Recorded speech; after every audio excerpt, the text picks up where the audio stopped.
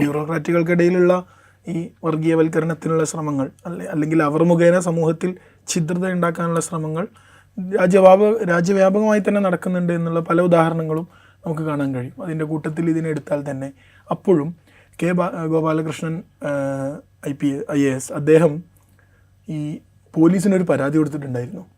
എൻ്റെ phone hack ചെയ്തു, അതിൽ നിന്ന് വാട്സപ്പ് ഗ്രൂപ്പുകൾ ഉണ്ടാക്കിയെന്ന് പറഞ്ഞ് പോലീസിന് ഫോൺ സബ്മിറ്റ് ചെയ്യുന്ന സമയത്ത് 2 തവണ ഫാക്ടറി റീസെറ്റ് ചെയ്തതിനു ശേഷമാണ് അദ്ദേഹം കൊടുക്കുന്നത്.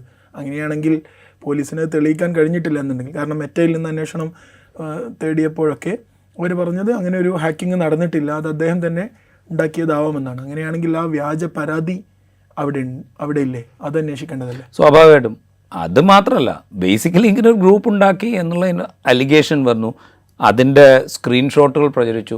സർക്കാരിന് ഈ ഉദ്യോഗസ്ഥർക്കിടയിൽ വർഗീയ വിദ്വേഷം വമിപ്പിക്കാൻ പാകത്തിനോ അല്ലെങ്കിൽ വർഗീയ ചേരിതിരിവ് ഉണ്ടാക്കാൻ പാകത്തിനോ ഏതെങ്കിലും ഒരാൾ ഇങ്ങനെ ഗ്രൂപ്പ് ഉണ്ടാക്കിയിട്ടുണ്ടോ ഇല്ലയോ എന്ന് പരിശോധിക്കാനും അത് ജനങ്ങളോട് പറയാനുള്ള ഉത്തരവാദിത്വമുണ്ട്.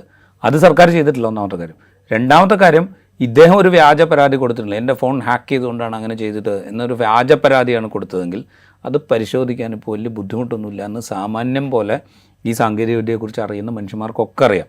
ഇപ്പോൾ മെറ്റയോട് ചോദിച്ചു ഇത് ഹാക്ക് ചെയ്തിട്ടുണ്ടോ എന്ന് പറഞ്ഞാൽ വാട്സപ്പിലാണല്ലോ ഇത് സംഭവം നടക്കുന്നത്. വാട്സപ്പിൻ്റെ കമ്പനി എന്ന് പറയുന്നത് മെറ്റയുടെ കീഴിലാണ് വാട്സപ്പ് പ്രവർത്തി. അപ്പോൾ മെറ്റയോടാണ് ചോദിക്കുക ഇത് ഹാക്ക് ചെയ്യപ്പെട്ടിട്ടുണ്ടോ, അങ്ങനെയാണ് ഇത് ഗ്രൂപ്പ് ഉണ്ടാക്കിയിരിക്കുന്നതെന്ന് അവരോട് ചോദിച്ചാൽ അവരതിന് മറുപടി തരും. അവർ മറുപടി കൊടുത്തിട്ടുണ്ട് ഇത് ഹാക്ക് ചെയ്യപ്പെട്ടതല്ല, ഇത് ക്രിയേറ്റ് ചെയ്തതാണ് എന്നവർ പറയുന്നുണ്ട്.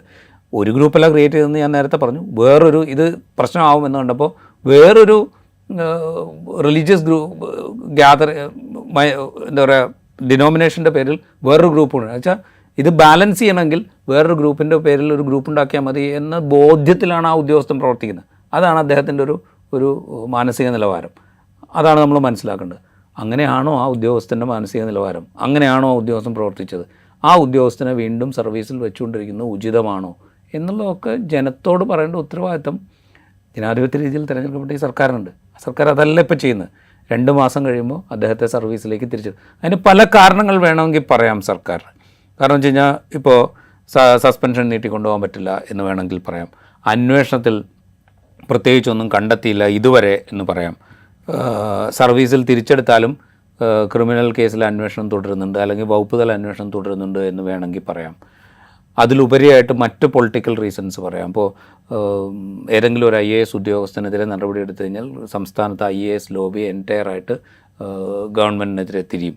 ഗവൺമെൻറ് ഉദ്ദേശിക്കുന്ന വിധത്തിൽ അവർ പ്രവർത്തിക്കില്ല. അപ്പോൾ അത്തരം ഒരു സിറ്റുവേഷനിലേക്ക് പോകാൻ പറ്റില്ല എന്നൊക്കെ വേണമെങ്കിൽ പറയാം.